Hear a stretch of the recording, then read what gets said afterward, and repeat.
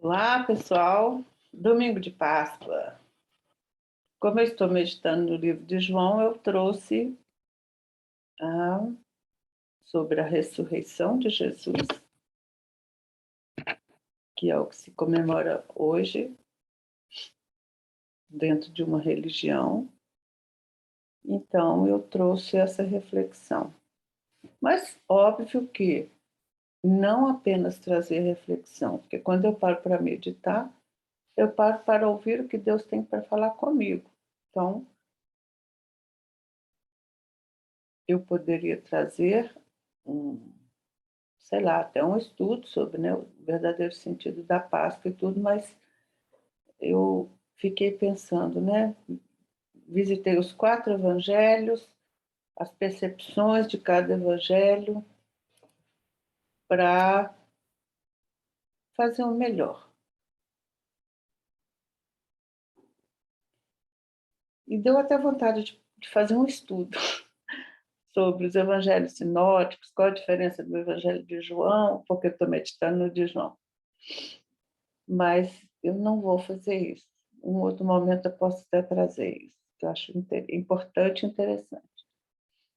Uma das coisas que a gente até faz quando a gente vai indicar alguém que livro da Bíblia lê quando está começando, quando não conhece nada da Bíblia, que a Bíblia, num primeiro momento, ela parece muito complexa, muito difícil. Mas ela é, sim, complexa e difícil se você não convidar o seu autor para participar com você da leitura, da meditação ou da reflexão. Por quê? Porque o autor, que é o Espírito Santo, quando está acompanhando a gente, quando a gente tem entendimento, já é lavado e remido, a gente tem uma compreensão, é impressionante como que os olhos da gente se abrem e a gente tem uma compreensão bem clara. Então, é sobre ir além da mera letra. Então, dentro desse contexto, a gente traz ou indica para as pessoas que estão começando a interagir com a Bíblia, a gente fala para ela começar pelo Evangelho de João. Por que o Evangelho de João? Porque o Evangelho de João ele trata muito da divindade de Jesus, né? O Filho do Homem, no princípio era o Verbo era Deus. Ele faz uma abordagem e tem um alcance universal quanto aos povos. Por que eu estou falando isso? Porque cada um dos evangelhos tinha um público-alvo, digamos assim, né? Os povos da época eram os romanos, os gregos, que são os gentios, né? E os judeus. Mateus escreveu para os judeus, tanto é que é um livro repleto de citações bíblicas do Velho Testamento e tem uma ótima abordagem, né, para o seu público, não que seria o seu único público-alvo, tanto é que nós lemos e entendemos, mas era sobre direcionar para um público de acordo com os povos predominantes da época, né? O livro de Marcos era um livro dirigido aos romanos, que eram os... Lembra que eu já falei em outras vezes que eu vivi esse período greco-romano, quando os romanos eram os conquistadores e a influência do grego era a cultura, né? O lado cultural que influenciava muito. E os romanos, eles eram aqueles desbravadores, conquistadores que conquistavam terras, estavam preocupados em progresso, construir estradas, conquistar terras. E ele foi quem que escreveu para os romanos? O livro de Marcos, o evangelista Marcos. Tanto que, se você vê como os romanos não eram aquelas pessoas dadas à leitura, a, a ser aquela pessoa, como é que fala? Ele era de guerra, conquistador, ele era a parte prática da vida naquele momento. Então, o Evangelho de Marcos ele é narrado, descrito com cenas rápidas, com com cenas de ação, né, que faz com que os romanos entendam melhor o contexto do evangelho. E o livro de Lucas foi escrito para os gentios, e Lucas era médico e era gentio. O que era gentio? É quem não era judeu, né? Judeu era aquele povo escolhido para levar ao mundo a crença monoteísta. São as 3 culturas da época que influenciavam o mundo, né? Que eram os romanos, os judeus e os gentios. E os gregos, na verdade. Gregos eram gentios, gentios eram gregos, romanos também eram gentios. Então, quando Lucas escreveu para os gentios, /gregos, Lucas era médico, era gentio, quer dizer, médico, e ele começa o Evangelho de Lucas falando que fez uma acurada investigação. Ele fez uma colheita de informações, ele se respaldou. Isso para os gregos era algo importante. Então, por exemplo, o grego lia o Evangelho de Marcos, ele não conseguia alcançar muito dentro do contexto cultural dele. Lia o Evangelho de Mateus, o contexto era muito judaico. Também ele não conseguia entender muito. Então, sabiamente, Deus levantou esses homens para escrever os evangelhos de acordo com os povos da época, né? E João? João, afinal, então, olha, os judeus para os gregos, Mateus para os judeus, Marcos para os romanos e Lucas para os gentios /gregos. E João, de que entrava nessa? Tanto que os 3 primeiros evangelhos são chamados evangelhos sinóticos, ou seja, que têm muitos pontos em comum, que comparados entre si, parece que a sensação que a gente tem é que um consultava o outro. A sensação não, certamente. Mas está tudo certo. Mas por que João? João, a direção do evangelho que ele pregava era universal. Então, ou seja, todos os povos. Ele trazia a figura, a imagem de Jesus de uma forma tipo Deus homem, o Deus que se fez homem. Era um tratado de teologia, na verdade, né? O princípio era o verbo era Deus, ele fala lá em Gênesis, mas no sentido de trazer a divindade de Jesus para nós, mostrando que Deus se fez homem, que Deus foi até a cruz e ressuscitou. Né? Deus se fez homem na pessoa de Jesus, foi até a cruz e ressuscitou. E é sobre essa ressurreição que eu quero falar. Eu fui nos 4 evangelhos, li o relato da ressurreição de todos. Impressionante, se você fizer isso, vai ficar impressionante. Alguns têm pontos em comuns, mas outros têm peculiaridades que o outro não falou. Então, é sobre cada um ser o que é e mostrar a sua ótica, tendo em vista um público, um destinatário, digamos assim. Mas o Evangelho de João, João era chamado amigo de Jesus, né? Jesus o chamava de amigo.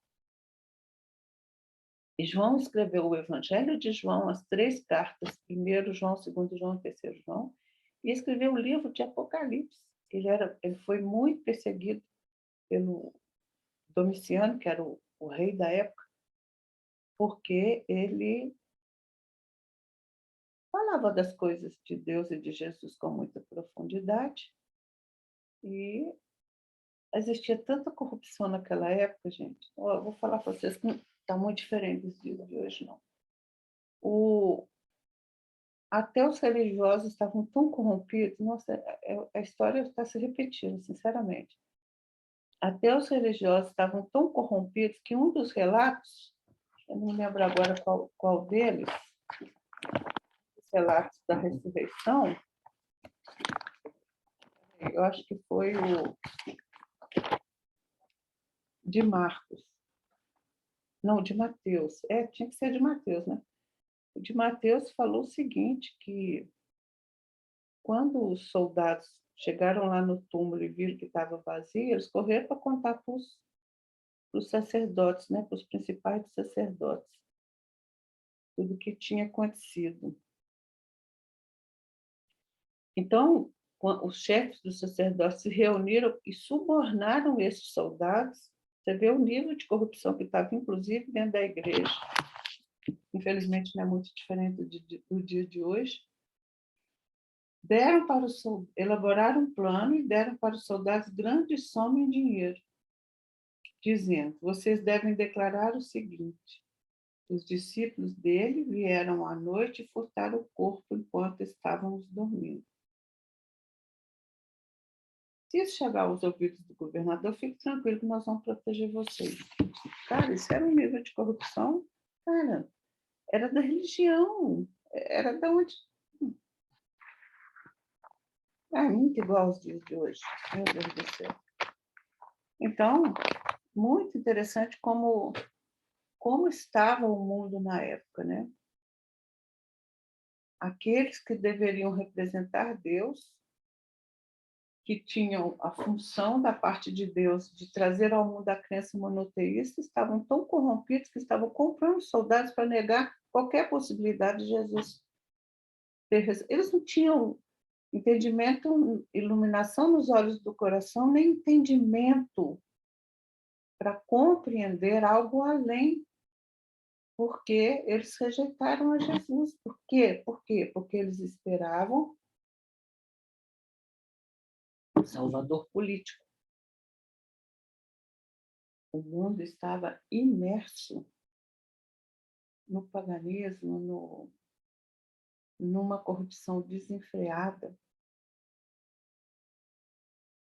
Inclusive, o papel dos fariseus, sabia? Os fariseus, geralmente a gente fala, fariseu, falando de forma pejorativa, mas te fala uma coisa. Os fariseus tinham um papel muito importante nisso tudo, porque os fariseus eles eram doutores da lei, né, dentro do judaísmo, e eles tinham, de acordo com as escrituras, meio que elaborado não é um código, uma maneira de identificar quem seria o Messias. Quando ele chegasse, eles, olha, ele vai ter que ter essas e essas características. Jesus cumpriu todas. E os fariseus, quando ficavam andando atrás de Jesus, não era só para prová-lo. Lógico que tinha outros que faziam isso, religiosos, mas era para se certificar se aquele poderia ser Jesus. Tanto é que foi por isso que Nicodemos, né, foi ter com Jesus, era um dos principais da sinagoga. Ele foi ter com Jesus à noite para não ser visto, e a primeira palavra que ele disse para Jesus foi: bem sabemos que tu é mestre vindo da parte de Deus, porque só alguém vindo da parte de Deus faz as coisas que você faz. Então, eles tinham um número de... Como é que eu vou colocar? Eles tinham uma métrica, vamos dizer assim, um número de coisas, como o Messias, ele vai ser o que vai fazer isso, isso, isso, isso, isso. Inclusive, essa foi uma das razões pelas quais Lázaro só foi ressuscitado ao quarto dia, que existia uma crença judaica que até o terceiro dia tinha chance, e toda uma explicação que eu não vou entrar no mérito. Então, Jesus chegou no quarto dia para isso, quer dizer, só quem vinha da parte de Deus era capaz de ressuscitar no quarto dia. Dentre tantas outras explicações que tem dentro desse contexto histórico. Mas vamos lá. O que eu realmente quero falar, isso eu estou só contextualizando, porque eu acho que é importante a gente contextualizar. Mas sabe o que eu quero dar a tônica aqui, de verdade?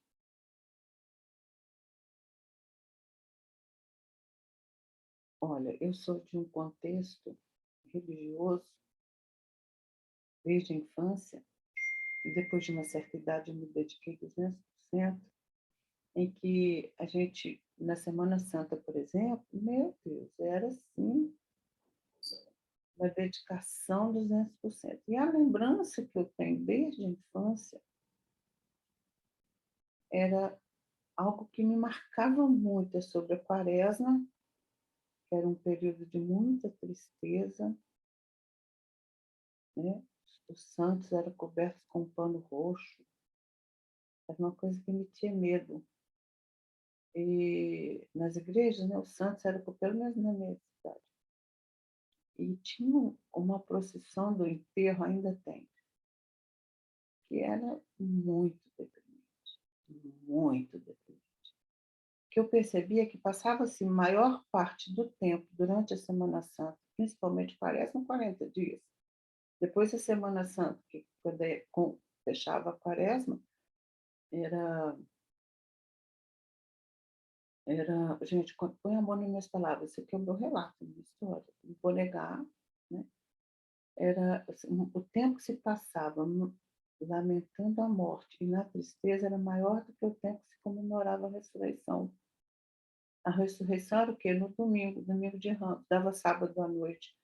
Até meia-noite era Quaresma, dava meia-noite, o povo ia beber e comer, beber principalmente, porque geralmente tinha sacrifício ficar sem beber na Quaresma, sem comer carne, sem se abstinha de alguma coisa. Abstinha, essa palavra, acho que é. E, então, deu meia-noite, podemos tudo. E no domingo era a ressurreição, quer dizer, gastava-se um tempo enorme, né? Como é que fala? Via sacra, né? Todo o caminhar de Jesus até o Gólgota. Tem história nisso, tem sentido, tem razão, mas me incomodava o tempo gasto. Se eu sabia que Jesus tinha ressuscitado, me incomodava o tempo gasto com, vamos dizer assim, o lado ruim da história. Porque o que conta nisso tudo é o desfecho, não é o processo.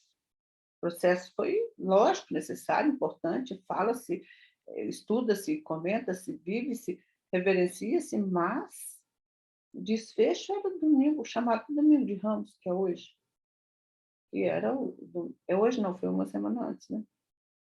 Eu não tenho mais a lembrança nítida sobre os processos. Acho que eu estou até fazendo confusão. Hoje, que é o domingo de ressurreição, né? Ou foi domingo de Ramos? Não sei, gente. Agora eu fiquei confusa. Estou falando sobre o ritual da igreja católica. Parênteses à parte, para tirar essa dúvida. Nesse momento me bateu, já tem muitos anos que eu não convivo com isso. Mas me preocupava isso. E aí, quando eu tive a primeira experiência com Deus, foi da seguinte maneira. Eu estava, já contei esse relato aqui lá atrás, estava num encontro de jovens, que por coincidência chamava Emaús. E sabe que é lindo? Um dos evangelistas, deixa eu ver qual foi. Eu tenho que falar isso para vocês de Emaús, não foi só eles, não. Está aqui.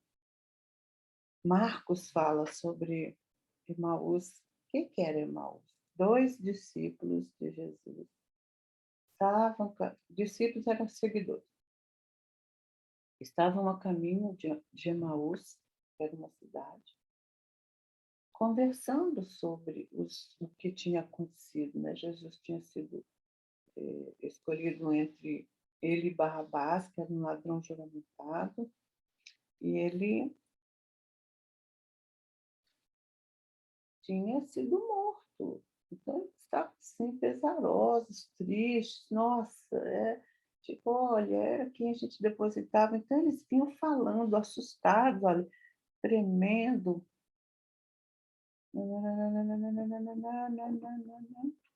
Então, eles estavam chorando, inclusive, conversando sobre o assunto, a caminho de Emaús. Então, Jesus, já ressurreto, foi até eles e começou a caminhar ao lado deles. E começou a falar, e perguntou, por que vocês estão assim, tristes? Aí Jesus queria ouvir o que eles tinham a dizer. Como assim você, tipo, que planeta você vive? Você não está sabendo o que aconteceu? Jesus foi morto numa cruz, e ele foi um homem que deu exemplo, e começaram a elogiar Jesus. Então, eles estavam...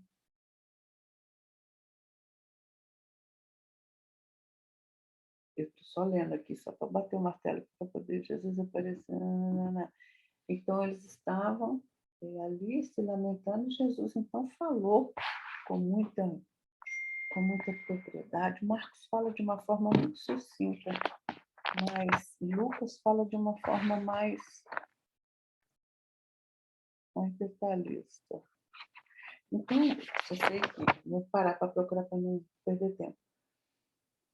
eu só sei, não é para perder tempo, né? A palavra de Deus a gente não perde tempo, é só para ganhar tempo para chegar onde eu quero chegar. Eu só sei que daí Jesus começou a conversar com eles, começou a falar sobre as escrituras, que era importante que aquilo acontecesse, falando sobre a ressurreição. E aí eles até que no final Jesus se declarou. Aí Jesus, eles convidaram Jesus, sem saber que era Jesus até então. Fica com a gente, vamos jantar com a gente, chegaram na cidade, foram para uma hospedaria, algo do gênero. Jesus foi, e como que ele descobriu que era Jesus? Ele partiu o pão, o abençoou, fez o ritual da ceia, que é a Santa Ceia, o Senhor surgiu dali, da última ceia. E aí os olhos deles se abriram, eles viram que eles estavam com Jesus. E nem que os olhos deles se abriram, eles viram que estavam com Jesus, Jesus desapareceu, literalmente, já estava ressurreto. Aí eles falaram assim, é por isso que o nosso coração esquentava quando esse homem falava. Ele era o próprio Jesus. Então é muito interessante ver a percepção de cada evangelista. Mas a gente está no... Bom, mas agora eu quero chegar onde eu quero chegar. Então, eu tinha essa coisa de por que se gasta tanto tempo falando na tristeza se a morte foi vencida, se Jesus venceu a morte, se ele ressuscitou ao terceiro dia. E aí me veio a lembrança de por que Jesus se apresentou a mim pela primeira vez. Já contei isso em vídeos anteriores, vou repetir rapidamente. Eu estava num encontro que chamava Encontro de Emaús dos Jovens, que é onde a gente se encontra com Deus. Olha que lindo. Era da Igreja Católica, e a uma certa altura lá eles falavam para a gente ir para a capela e orar, ajoelhar no chão e rezar aos pés de Jesus. Aí eu fui, tinha um crucifixo gigante e Jesus pregado ali. E quando eu estava ali no êxtase da minha oração com Deus, eu vi, literalmente, Jesus descendo daquela cruz, me abraçava e dizia assim, eu não estou mais nessa cruz, Lígia, me chamou pelo nome, eu não estou mais nessa cruz. E aquilo foi tão marcante, tão incrível, que eu me lembro que as próximas Semanas Santas que eu participei, e eu não dava mais a ênfase para mim, no meu coração, eu nem participava como antes daquela fase ruim, que tinha uma procissão do enterro que era uma coisa horrível. Uma música fúnebre, tom, tom. Era muita tristeza. Quer dizer, o foco era a cruz, como é que fala? O foco era o sofrimento de Jesus. E eu acho que isso há de ser considerado, sim, Jesus sofreu tudo isso, mas sabe, quando você foca só no sofrimento, você fica com pena de Jesus. Jesus é um coitadinho. Ah, tadinho, eu vou fazer isso por ele, afinal, ele morreu na cruz por mim, né? Ele sofreu muito. Ai, depois dessa experiência de Jesus, terceira coisa, chamar pelo nome, eu falei, não, não, não, não. Então, meu foco era a ressurreição. Tanto é que, para mim, a grande alegria era o domingo que se comemorava a ressurreição, que é o domingo de Páscoa. Né? Eu sei que eu estou fazendo um pouco de confusão sobre o domingo de Ramos e o domingo de Páscoa, porque não estou nesse caminho há muito tempo. Mas agora eu quero chegar onde eu quero chegar. Lógico que hoje, quando eu cheguei para meditar, eu cheguei com demandas. Né? Nós temos demandas todos os dias, gente. Por isso que tem que ser cuidado todo dia. Porque se deixa essas demandas se avolumarem, coisas que aconteceram, coisas que a minha cabeça começou a pensar e a se preocupar. Bom, enfim. E eu cheguei diante do Senhor aqui hoje e falei, Senhor, você sabe que hoje, olha, eu vou falar para você, chegar diante de Deus todos os dias e falar assim, hoje eu preciso do Senhor mais do que nunca. Todos os dias. Senhor, porque coincidentemente, eu percebi que eu falo isso para ele todo dia. Eu preciso do Senhor mais do que nunca hoje. E é engraçado que tem dias que parece que a gente precisa mais ainda. Hoje eu estava num desses dias. Veja, mas isso é ser evolui, sim, o ser humano. O ser humano evolui inconstante. Manter essa segurança e essa fé não é uma brincadeira. Não é fácil. E eu estava assim. E aí, lendo o texto de João, Deus falou comigo de uma forma tão maravilhosa. Jesus apareceu primeiro para uma mulher. Isso é muito significativo. Quem era essa mulher? Maria Madalena, uma prostituta que ele tinha. Lembra que ela estava para ser apedrejada pelos religiosos? Ela adulterou, merece ser apedrejada. Jesus ficou observando aquilo e escrevendo na areia. Quando eles pegaram as pedras para atirar, Jesus levantou a cabeça e falou: atire a primeira pedra, aquele que não tem pecado. Era essa Maria Madalena. Eles abaixaram a mão e falaram: nós não podemos dizer que não temos pecado. Lembra lá que Romanos 3, 23 fala: todos pecaram, carecem da glória de Deus. Todo mundo tem consciência de que não é perfeito, ou de que é pecador. Essa era a mulher que viu Jesus pela primeira vez. Então, você imagina na cabeça de um sacerdote pensar que Jesus apareceu primeiro para uma prostituta, ex-prostituta, porque Jesus, quando eles não apedrejaram, porque eles recuaram, porque foram desafiados por Jesus, Jesus virou para ela e falou: mulher, vá e não peques mais. Tipo, ele não passou a mão no pecado de Maria Madalena, mas ele a perdoou e falou: vá e não peques mais. E foi o que aconteceu. Maria Madalena foi, se tornou seguidora de Jesus. Inclusive, tem um evento, um fato que aconteceu de Maria Madalena, que ele estava lá, Jesus estava lá no meio das pessoas pregando, tinha judeus, tinha fariseus ali no meio, e Madalena comprou um perfume, né, muito, muito caro, um perfume, um vaso de alabastro, que era um perfume muito caro, muito cheiroso. Enquanto Jesus estava ali sentado, pregando, ela foi e ungiu os pés de Jesus com aquele perfume caríssimo. Aí os religiosos: que é isso? Gastando dinheiro com esse perfume caríssimo para lavar os pés de Jesus. Olha o pensamento dele, dali já dava para ver, né? Então, essa foi a mulher que Jesus apareceu pela primeira vez. E acha que foi tudo assim aconteceu? Ah, aconteceu. Maria estava aqui, eu vou aparecer para ela. Não, foi tudo milimetricamente planejado por Deus.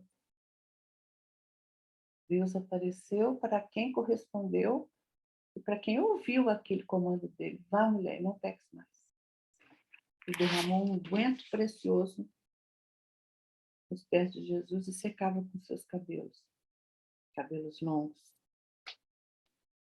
Foi para essa mulher que Jesus apareceu a primeira vez. E aí, como que aconteceu o relato aqui? Os discípulos voltaram para casa, depois está aqui escrito. Os discípulos voltaram para casa. Maria, porém, ficou à entrada do sepulcro chorando. Todo mundo foi embora, ela não foi. Os outros evangelhos falam que tinha outras mulheres com ela, mais duas, me parece, não lembro agora. Aí ela ficou ali, na entrada do sepulcro, chorando. Enquanto ela estava ali chorando copiosamente, ela curvou-se para olhar dentro do sepulcro e ela viu dois anjos vestidos de branco, sentados onde estivera o corpo de Jesus, porque ela já tinha percebido que Jesus não estava ali. Tem um versículo que eu fiquei muito curiosa.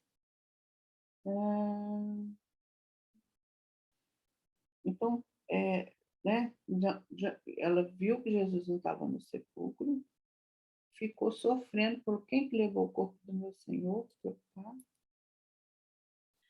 E aqui fala que o lenço que estivera sobre a cabeça de Jesus estava dobrado à parte, separado das faixas de linho. Nossa, se a gente pegar esse versículo aqui e procurar destrinchar, porque o lenço estava dobrado à parte. Dobrado. Imagina de citar, alguém vai pensar em dobrar o lenço que estava na cabeça. E aí me veio na minha mente um pensamento, que eu não estou batendo martelo dizendo que é isso, mas eu entendi que as faixas, né, que eles eram enrolados em faixas, tipo múmia. E as faixas estavam ali, mas o lenço que estava na cabeça estava dobrado. E aí me ocorreu que isso poderia significar que nada, tudo foi planejado. Ó, pegar o pano que estava na cabeça e dobrar e deixar a parte, era uma mensagem muito significativa. Tipo, olha, está só se cumprindo tudo. Tudo foi feito com calma, sem desespero. Porque tudo estava planejado. Eu achei isso muito interessante, esse pedaço. Então, ela começou a chorar, chorando muito, chorando muito. E aí, esses anjos que ela viu, estavam sentados onde estivera o corpo de Jesus. Um estava na cabeceira e outro nos pés. Perguntaram para ela: mulher, por que você está chorando? Ela respondeu: levaram embora meu Senhor. E eu não sei onde puseram. Aí ela se voltou e viu uma outra pessoa parada assim em pé, que era Jesus. Mas naquele momento de dor, de aflição e de choro, ela não reconheceu de pronto Jesus. E aí Jesus falou: mulher, por que você está chorando? Quem você está procurando? Jesus, as respostas estão nas perguntas. Né? Jesus usou de perguntas o tempo todo. Não existe melhor maneira de saber das coisas a não ser por perguntas. E ele pergunta para ela: quem você está procurando? Aí, olha o texto. Pensando que fosse o jardineiro, ela disse: se o Senhor o levou embora, diga-me onde o colocou e eu o levarei. Aí Jesus virou para ela e falou: Maria. Quando ele falou Maria,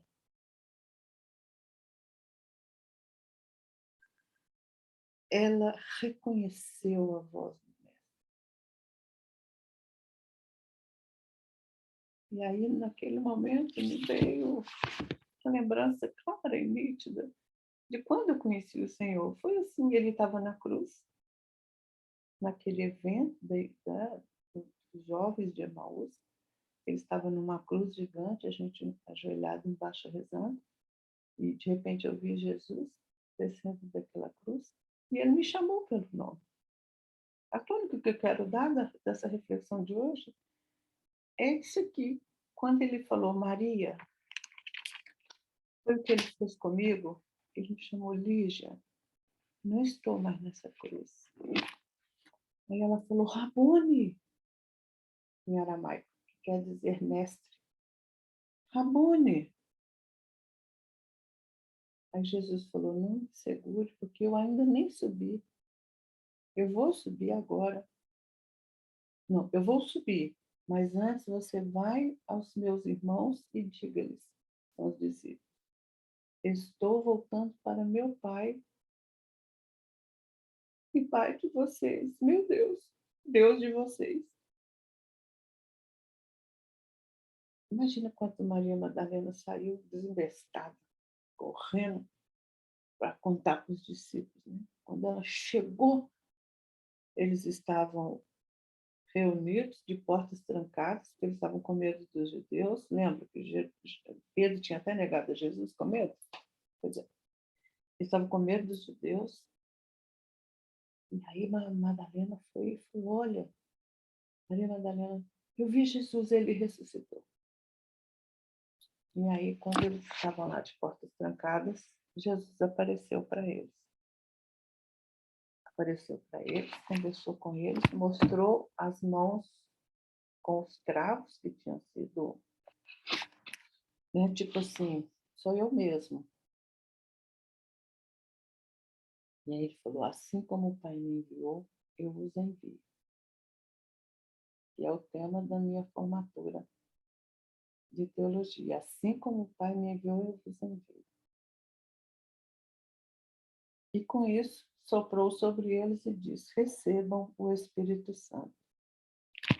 E, gente, vem uma outra meditação que eu trouxe sobre qual que é o papel do Espírito Santo. Lembra que Jesus falava assim, antes de morrer? eu vou, mas eu vou deixar o Consolador, que era o Espírito Santo. Alguém vai me substituir, né? Substituir. Então, Jesus se tornou o penhor dessa herança que nós recebemos. Então, naquele momento foi que Jesus soprou o Espírito Santo e falou. Então, acredito que aquele medo que eles estavam se sentindo completamente inseguros sem a presença de Jesus, aquele medo se dissipou pela presença de Jesus e pelo sopro do Espírito Santo sobre eles, que passou a acompanhá-los. Depois daquele momento, eles ficaram, se encheram de coragem e cumpriram esse mandamento. Ide por todo mundo. Né? Como é que fala? Eu acabei de falar.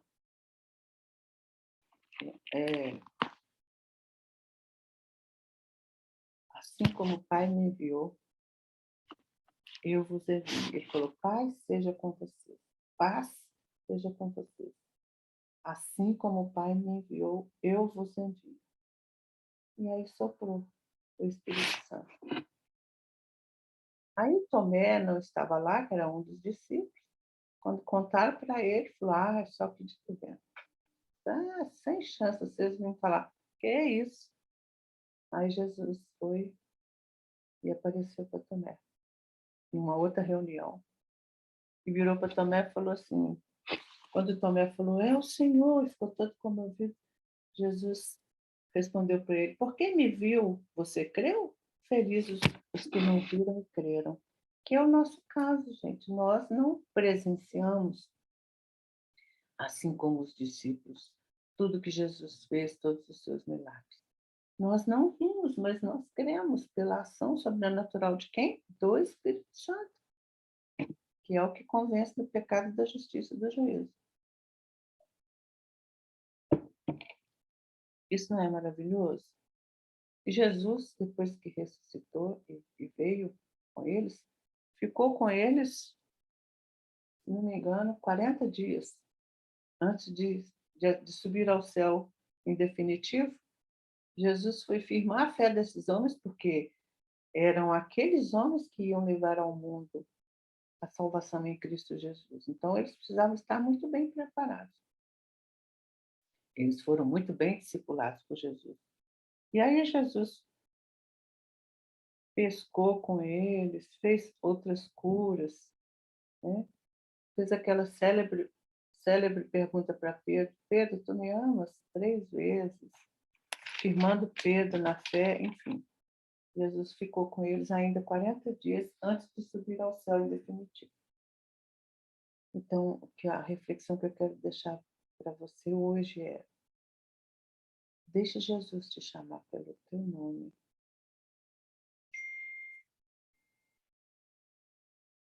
Escute o que ele tem a dizer. Foi o que ele fez comigo hoje.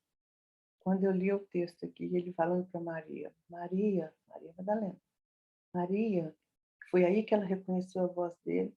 Na hora que eu li esse texto, eu não vi Maria, eu vi Lígia. Aí veio na necessidade do meu coração de hoje, minha demanda de hoje. Lígia, o que está pegando? Por um acaso eu vejo um cheiro de dúvida no seu coração, na minha competência em cuidar de você?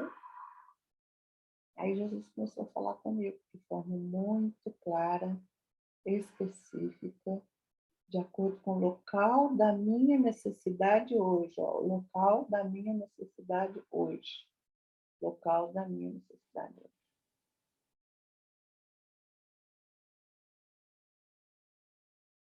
Não é lindo isso? É desse jeito que ele faz.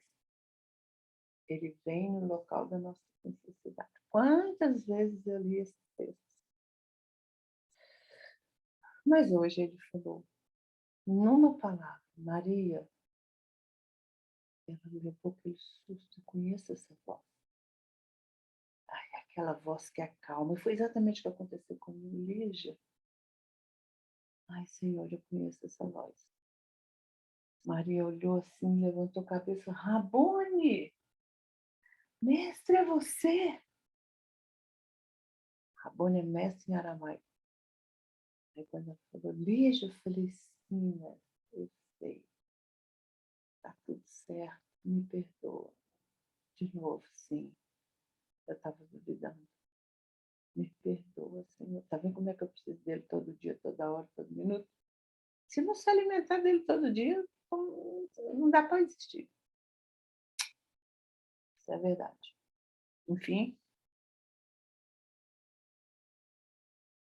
Deus é bom o tempo todo Deus é bom. Rabone. Felizes os que não viram e creem. Nós não vimos, nós não fomos testemunhas oculares, nós não tivemos o privilégio dos discípulos, mas nós cremos. Felizes que não viram e creram. Jesus falou para Tomé, que duvidou. Amém?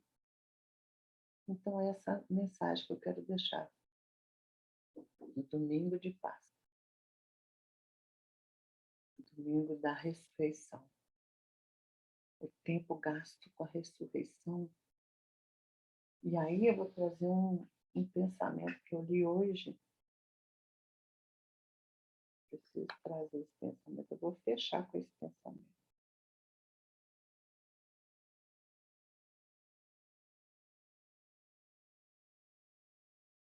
Olha.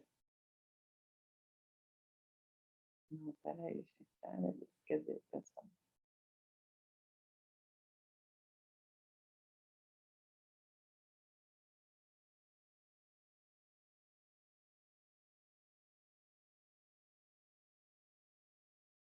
Não acredito que eu não achei aqui. Oh, meu Senhor, não achei aqui agora. Ah, achei. Tá aqui, olha. Joshua Helry escreveu: Se eu amo a cruz somente por causa do que ela fez por mim, eu reduzo-a a um momento dedicado a mim mesmo. É tão importante que Jesus morreu por mim. Que é o que que eu via naquela coisa de botar aquele tempo todinho, enterro, tristeza, angústia, uma marcha fúnebre, um negócio assim. Cidade interior de Minas, pode imaginar o quanto era forte. Fora que a gente não podia varrer casa, não podia isso, não podia comer carne, não podia um monte de coisa, um monte de regra. E aquilo me entristecia, eu falava, não é possível ter alguma coisa errada. Até que Deus revelou a mim.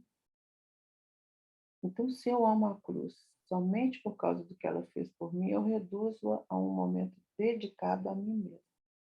Todavia, a maior glória da cruz é o que ela me diz sobre Deus. Um Deus de justiça e misericórdia. Um Deus que ama pecadores como eu, tanto que veio morrer por mim, para que eu pudesse ser livre para conhecê-lo e adorá-lo por toda a eternidade. A cruz foi importante, mas a ressurreição fala: onde está, ó morte, o seu aguilhão? Jesus venceu a morte, soltou os grilhões da morte que acorrentava todo homem, viveria em morte eterna. Muito profundo, muito incrível, muito maravilhoso. Deixe Jesus te chamar pelo nome hoje. Descer da cruz. Veja-o como ressurreto, assentado à direita do Pai, que vai voltar em glória no céu. Veio primeira vez humilde, nasceu na manjedoura. Por isso que os seus não os receberam. Porque que é isso? De Nazaré pode vir alguma coisa boa? Mas aí é que estava a grande prova. Quem acreditasse em Jesus pequeno, o veria grande. Quem esperava como grande, não enxergou sua grandeza.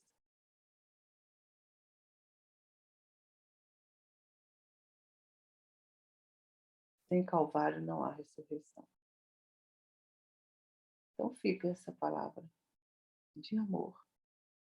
Deixe Jesus te chamar pelo nome hoje. e atender o local da sua necessidade, como ele fez com Maria Madalena.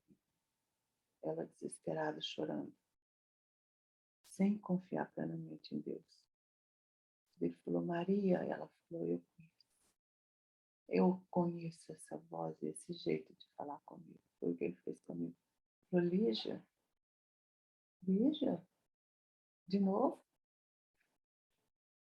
Amém? Deixe Jesus te chamar pelo nome hoje. Isso é maravilhoso.